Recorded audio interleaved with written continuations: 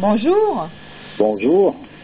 Alors tout d'abord, j'aimerais remercier les auditeurs pour leurs commentaires avertis.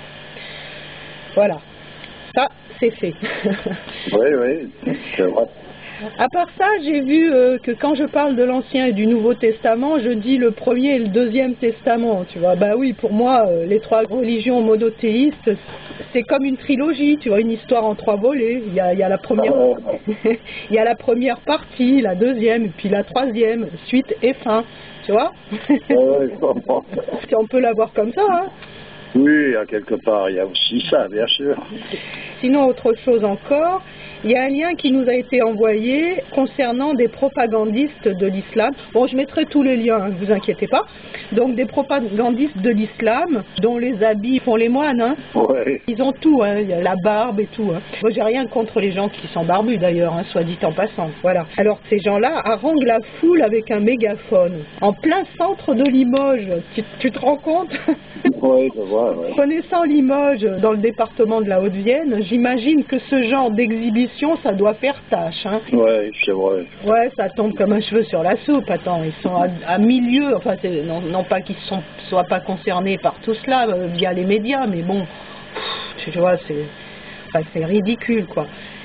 Et tu vois, dans cette culture arabo-musulmane où on entend à tire-larigot c'est la chouma, tu vois, c'est la honte, je me demande comment ces gens-là ne perçoivent pas le côté grotesque de leur démarche, tu vois. Parce que là, ils aggravent leur cas, je suis désolée. Oui, c'est vrai. Bon, je pense que c'est tout un... Si on veut trouver les tenants et aboutissants de ce genre d'exhibition, c'est assez difficile. Ça ressemble à de l'agitation, c'est-à-dire on aggrave effectivement le cas général, qui n'est pas l'islam en particulier, mais qui est la religion déjà, et puis cette espèce de scission qu'il y a entre les races, enfin bref, on aggrave l'histoire de manière à créer un cumul supplémentaire. Alors à présent, ces gens-là le font volontairement ou pas, j'en sais rien. Ils sont peut-être victimes simplement de courants de pensée et ils pensent défendre l'islam en s'agitant de cette manière-là. Mais il est bien clair qu'ils la discréditent beaucoup plus qu'ils la défendent. Ah bah oui. Et puis ça, c'est une affaire entendue, ça. Mais c'est surtout une agitation qui se fait de manière à activer, en quelque sorte, à mettre de l'huile sur le feu concernant la guerre possible entre ces différentes cultures. J'imagine le Pékin limogeois qui passe là, tu vois, mais il doit te dire, mais c'est quoi ces Zoulous? Oui, ça ressemble à rien en fait. Même pour un musulman normal, il ne va pas se mêler de ça. C'est réservé aux bouffons. Voilà. Alors c'est des bouffons. Oui, c'est vraiment ça, voilà, c'est de la bouffonnerie en fait. Voilà, c'est des bouffons. Alors bon, ils peuvent être gentils ou pas, je sais pas. Ah bah oui, non, mais ça n'empêche rien. Mais c'est du show, c'est du spectacle. Voilà, c'est ça, c'est un spectacle. Voilà. Ça n'amène à rien, sauf qu'à des complications supplémentaires. C'est sûr que la religion, là, elle est triturée dans tous les sens. Quand tu vois, là aussi, j'ai oublié de parler d'un dernier lien. Tu sais, il y a eu une espèce de drame familial, il y a une semaine à peu près. Toute une famille qui a été tuée par apparemment le père, et donc il a tué sa femme. Et c'était des chrétiens apparemment intégristes. Voilà, donc l'explication simple, je regardais sur Internet. Le raccourci à peu près, c'est, vous voyez où mène l'intégrisme religieux, tu vois, c'est un peu ça.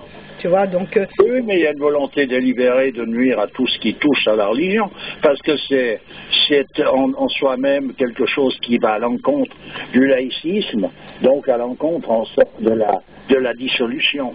Quand on veut tuer son chien, on dit qu'il a la rage, mais là...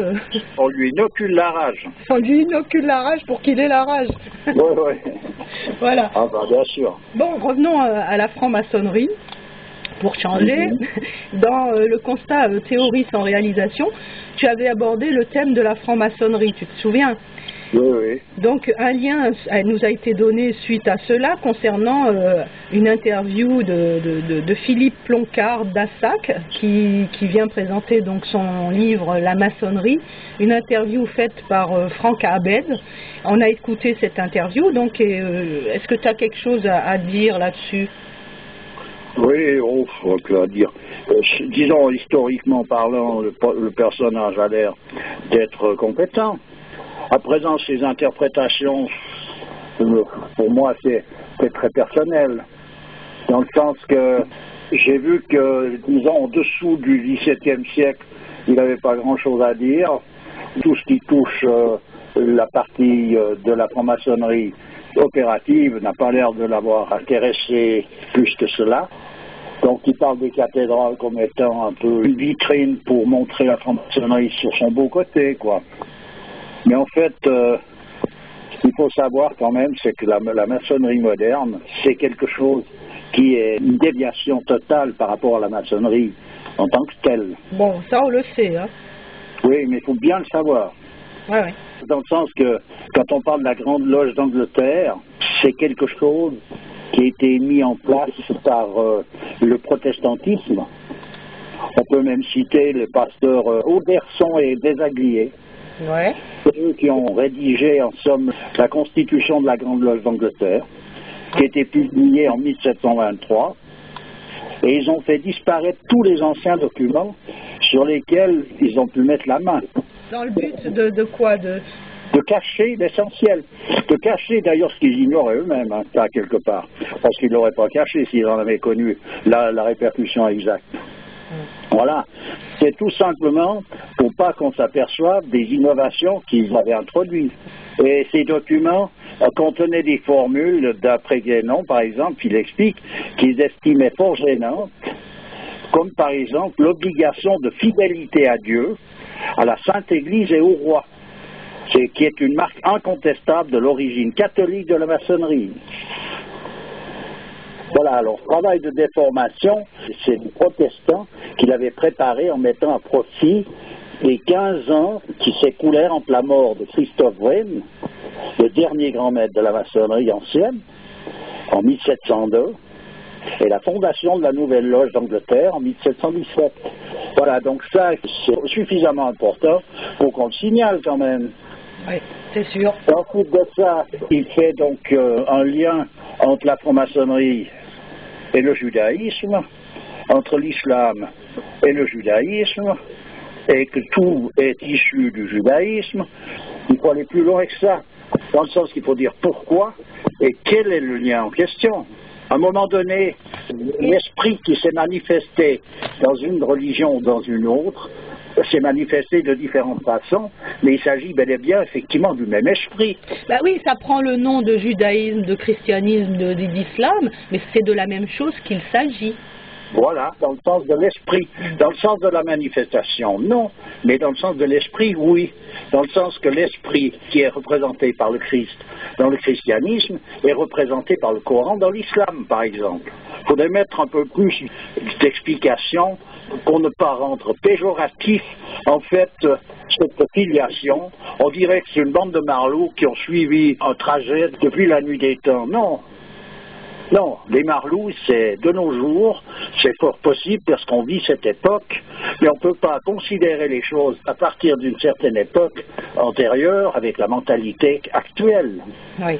Il faut rentrer dans la mentalité ancienne, c'est-à-dire il faut faire table rase sur toutes les considérations dans lesquelles on est plongé actuellement. Donc on voit tout avec des yeux déformés finalement.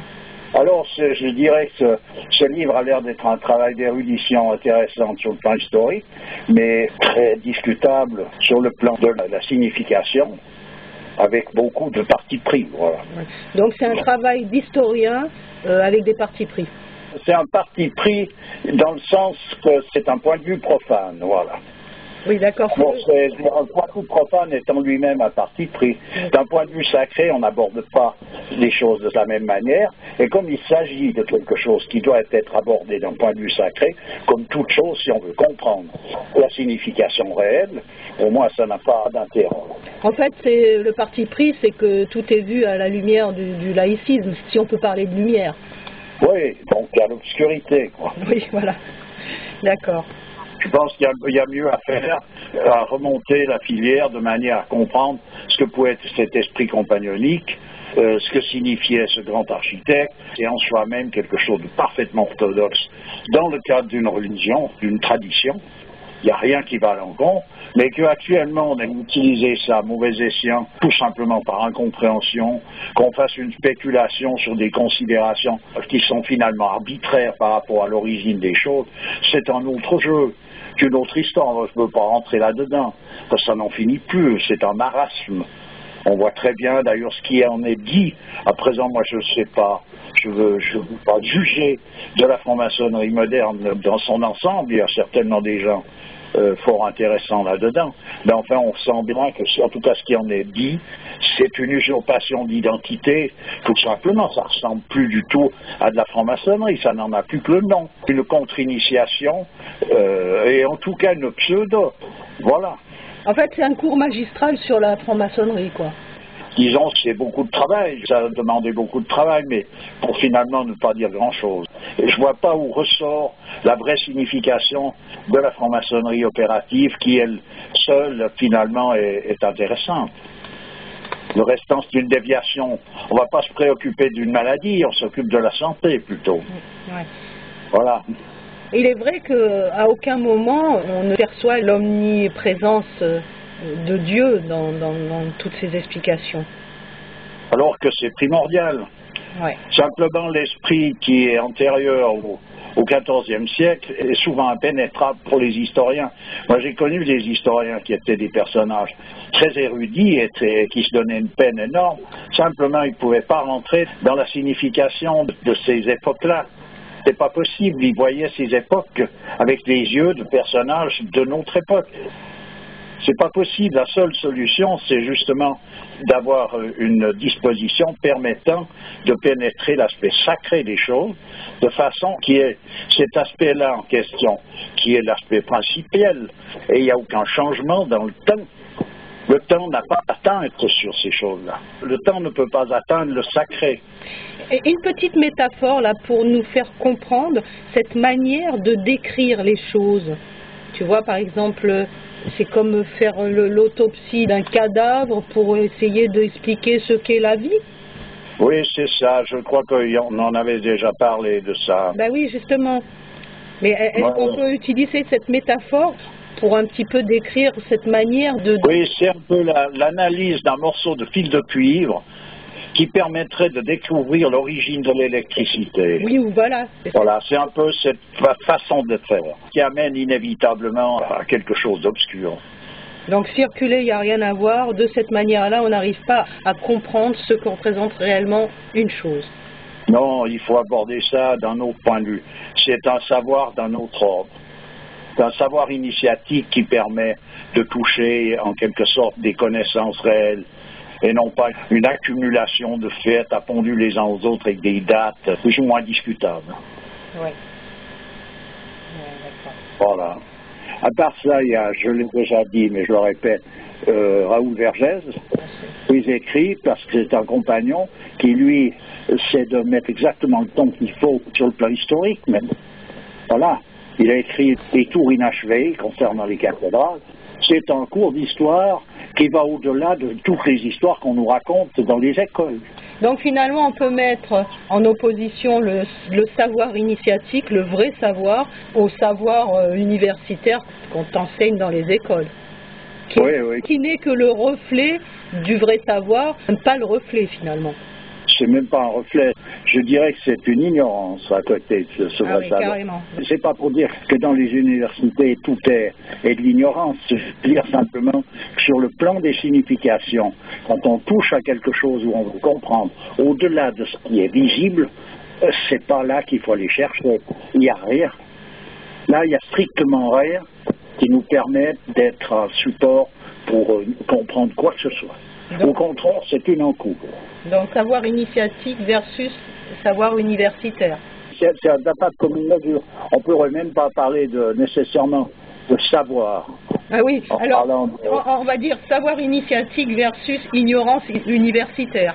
Disons, pour moi, je dis simplement qu'il y a une différence telle que c'est deux mondes différents. Voilà. Voilà, d'accord. Alors, ça ne sert à rien de parler d'un monde en utilisant le langage d'un autre. Voilà. On peut parler d'antinomisme? Non, j'en veux. C'est deux, je sais pas, je dis c'est deux mondes différents, voilà, c'est pas Ça ne veut pas dire qu'ils sont en contradiction. C'est des mondes différents, c'est tout. Donc, dans une université, on peut apprendre des choses concernant les langues, on peut apprendre beaucoup de choses d'ailleurs. Mais je veux dire, ce qu'on apprend, c'est pas un savoir qui nous permet de déterminer la signification de ce que l'on a appris. Les significations c'est toujours erroné. Ouais. Okay. La signification, il faut avoir une référence. Pour savoir la valeur d'une chose, il faut avoir donc une référence. Et cette référence ne peut être touchée que d'un point de vue sacré, c'est-à-dire justement d'un vrai savoir initiatique. Dans ce savoir profane, les références, c'est l'expérimentation. Oui, c'est ça. Donc, je veux dire, ça s'arrête au visible, ça s'arrête à la surface. On ne peut pas pénétrer les choses de cette façon-là. Voilà. C'est toujours la partie visible de l'iceberg. C'est tout. D'accord. Donc, on décrit ce que l'on voit et on en fait toute une science. Le fait de décrire ce qu'on voit, c'est intéressant.